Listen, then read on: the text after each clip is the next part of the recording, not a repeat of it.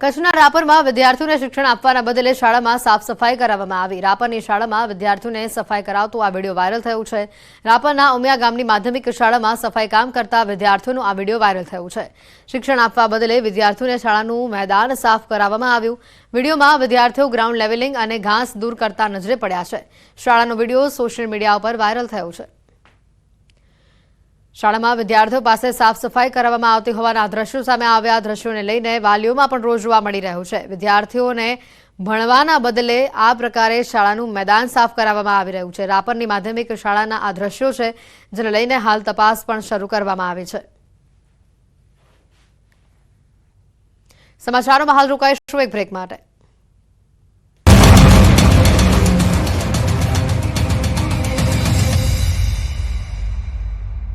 गिरते 6000 करोड़ રૂપિયાનું બોજ મારનાર શ્રી 420 ભૂપેન્દ્રસિંહ ઝાલાના પાપનો ઘડો ભરાઈ ગયો છે।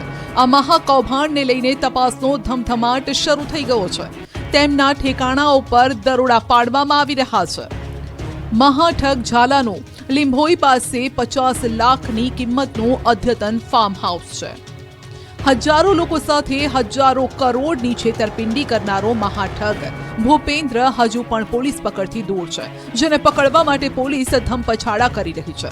ભૂપેન્દ્રને શોધવા તપાસનો ધમધમાટ પણ શરૂ થયો છે। સીઆઈડી ક્રાઇમના કહેવા મુજબ ભૂપેન્દ્ર ઝાલાનું લાસ્ટ લોકેશન મધ્યપ્રદેશમાં મળ્યું। ત્યારબાદ ઝાલાનો મોબાઈલ બંધ આવે છે। ભૂપેન્દ્ર વિદેશ ન ભાગી જાય એટલે તેની સામે લુકઆઉટ નોટિસ પણ જાહેર કરાશે।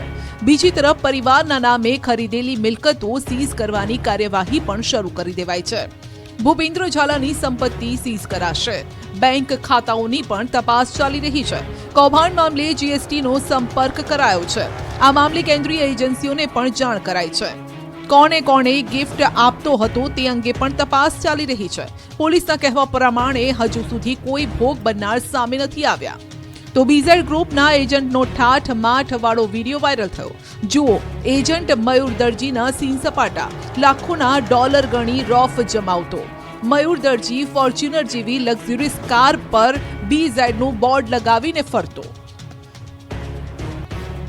રાજ્યમાં થોડા દિવસના સુરતનો હીરા ઉદ્યોગ સપડાયો છે આર્થિક મંદીની અંદર। હીરા ઉદ્યોગમાં આર્થિક મંદીના પગલે રત્ન કલાકારોની હાલત કફોડી બની છે। સુરત ડાયમંડ વર્કર યુનિયને શ્રમ અને રોજગાર સહિત ઉદ્યોગ મંત્રીને પત્ર પાઠવી આર્થિક સહાયની માંગ કરી છે। રત્ન કલાકાર કલ્યાણ બોર્ડની રચના કરવાની માંગ કરી છે। સુરત ડાયમંડ યુનિયને કહ્યું છે કે સમસ્યાનું નિરાકરણ નહીં આવે તો આગામી ચૂંટણીમાં મતદાનનો બહિષ્કાર કરાશે। ડાયમંડ સિટી તરીકે ઓળખાતા સુરતના ડાયમંડની ચમક ધીરે ધીરે ઘટી રહી છે। ડાયમંડ ઉદ્યોગમાં મંદી ચાલી રહી છે અને રત્ન કલાકારો આપઘાત તરફ વળી રહ્યા છે। ત્યારે ડાયમંડ જે કલાકારો છે તેમના હિતમાં વાત કરતા ભાવેશ ટાક દ્વારા મુખ્યમંત્રીને રજૂઆત કરવામાં આવી। આપણી સાથે ભાવેશ ટાક છે। ભાવેશભાઈ, એવું તો શું થયું કે મુખ્યમંત્રી સુધી જવું પડ્યું, રજૂઆત કરવી પડી? અસંખ્ય વાર અમે ગુજરાત સરકારને કલેક્ટર મારફતે આવેદન આપ્યા છે। આવેદન આપવા બાદ હમણાં 3 દિવસની અંદર એક દલાલ, એક રત્ન કલાકારની પત્ની અને એક રત્ન કલાકારે સુસાઇડ કર્યા છે। આ સુસાઇડના આંકડાઓ વધી રહ્યા છે। મોંઘવારી વધી રહી છે, સુસાઇડના આંકડાઓ વધી રહ્યા છે। તો એની સામે મંદીમાં સંપડાયેલ રત્ન કલાકારોના પગારો ઘટી રહ્યા છે, એના ભાવો ઘટી રહ્યા છે। ઇન્ડસ્ટ્રીની અંદર 2 વર્ષથી આ મંદી છે। સરકારને રજૂઆત કરી કે ભાઈ આર્થિક પેકેજ જાહેર કરો, રત્ન કલાકાર કલ્યાણ બોર્ડની સ્થાપના કરો। ગુજરાતના 25 લાખ રત્ન કલાકારોના હિતની વાત કરતું ડાયમંડ વર્કર યુનિયને કાલે ગાંધીનગરમાં જઈ અને ગાંધીનગરમાં સીએમ કાર્યાલયમાં, ઉદ્યોગ મંત્રીના કાર્યાલયમાં અને શ્રમ અને રોજગાર મંત્રીના કાર્યાલયમાં રૂબરૂ લેટરો આપ્યા છે।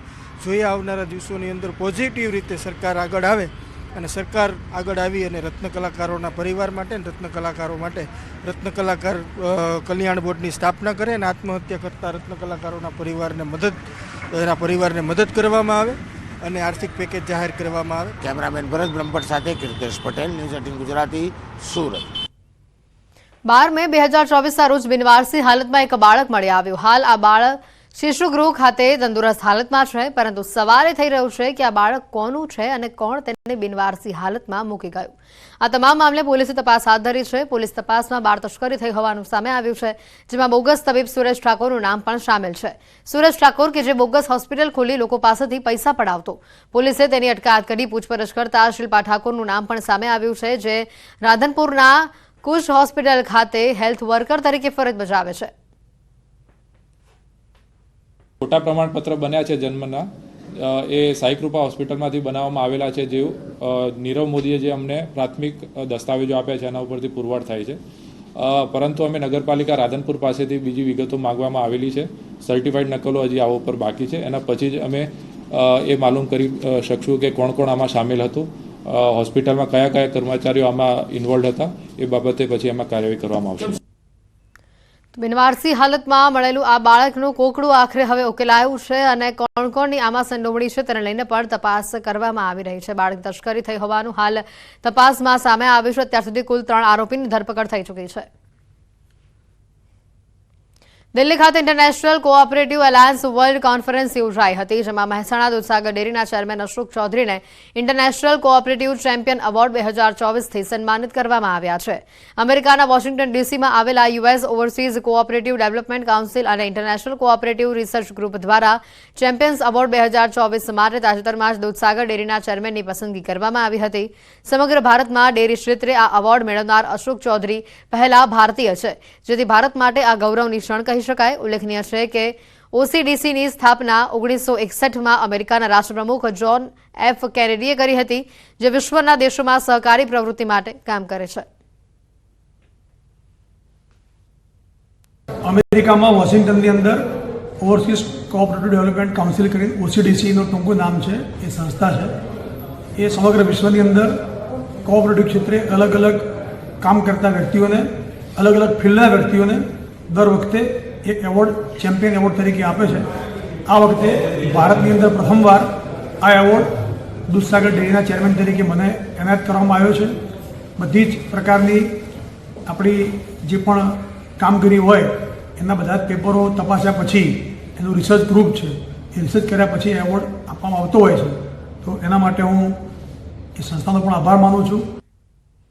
કચ્છના રાપરમાં વિદ્યાર્થીઓને શિક્ષણ આપવાના બદલે શાળામાં સાફ સફાઈ કરાવવામાં આવી. રાપરની શાળામાં વિદ્યાર્થીઓને સફાઈ કરાવતો આ વિડીયો વાયરલ થયો છે. રાપરના ઉમિયા ગામની માધ્યમિક શાળામાં સફાઈ કામ કરતા વિદ્યાર્થીઓનો આ વિડીયો વાયરલ થયો છે. શિક્ષણ આપવા બદલે વિદ્યાર્થીઓને શાળાનું મેદાન સાફ કરાવવામાં આવ્યું. વિડીયોમાં વિદ્યાર્થીઓ ગ્રાઉન્ડ લેવલિંગ અને ઘાસ દૂર કરતા નજરે પડ્યા છે. શાળાનો વિડીયો સોશિયલ મીડિયા પર વાયરલ થયો છે. શાળામાં વિદ્યાર્થીઓ પાસે સાફ સફાઈ કરવામાં આવતી હોવાના દ્રશ્યો સામે આવ્યા. દ્રશ્યોને લઈને વાલીઓમાં પણ રોષ જોવા મળી રહ્યો છે. વિદ્યાર્થીઓને ભણવાના બદલે આ પ્રકારે શાળાનું મેદાન સાફ કરાવવામાં આવી રહ્યું છે. રાપરની માધ્યમિક શાળાના આ દ્રશ્યો છે, જેને લઈને હાલ તપાસ પણ શરૂ કરવામાં આવી છે. સમાચારોમાં હાલ રોકાઈશું એક બ્રેક માટે.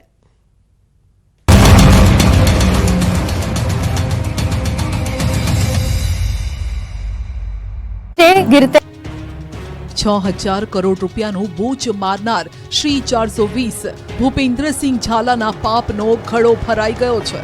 આ મહાકૌભાંડને લઈને તપાસનો ધમધમાટ શરૂ થઈ ગયો છે.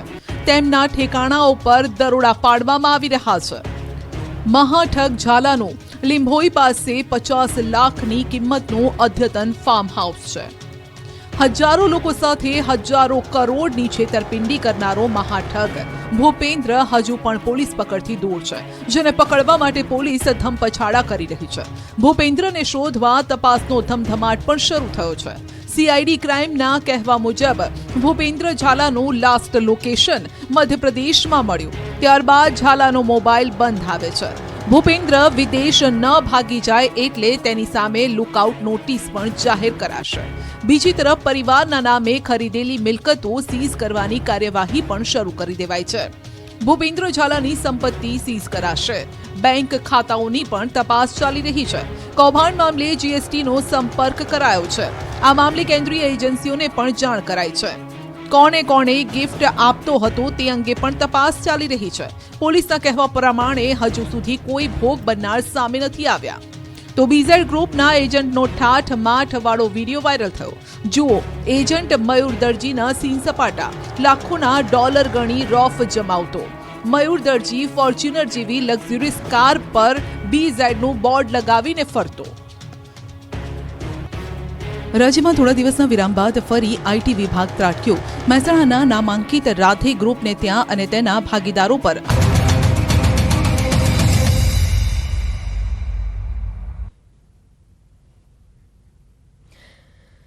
દેશની અને રાજ્યની સરકારે સતત જગતના તાતની ચિંતા કરી કલ્યાણકારી યોજનાઓની ભેટ આપી છે. રાજ્યની મુખ્યમંત્રી ભૂપેન્દ્ર પટેલના નેતૃત્વવાળી આ સરકાર પણ કેન્દ્ર સરકારની યોજનાઓના લાભ ખેડૂતો સુધી પહોંચાડવા માટે પ્રયત્નશીલ રહી છે. ખેડૂતો માટેની સૌથી મોટી યોજના એટલે કે પીએમ કિસાન સન્માન નિધિ યોજના. ખેડૂતોને સશક્ત બનાવવા પર ભાર મૂકવામાં આવી રહ્યો છે. પ્રધાનમંત્રી નરેન્દ્ર મોદી અને મુખ્યમંત્રી ભૂપેન્દ્ર પટેલની સોઇલ હેલ્થ કાર્ડ ને જ્યોતિગ્રામ જેવી યોજનાઓએ ખેતીને વધુ મજબૂત બનાવી છે ને સિંચાઈના માધ્યમોનો વિસ્તાર કર્યો છે.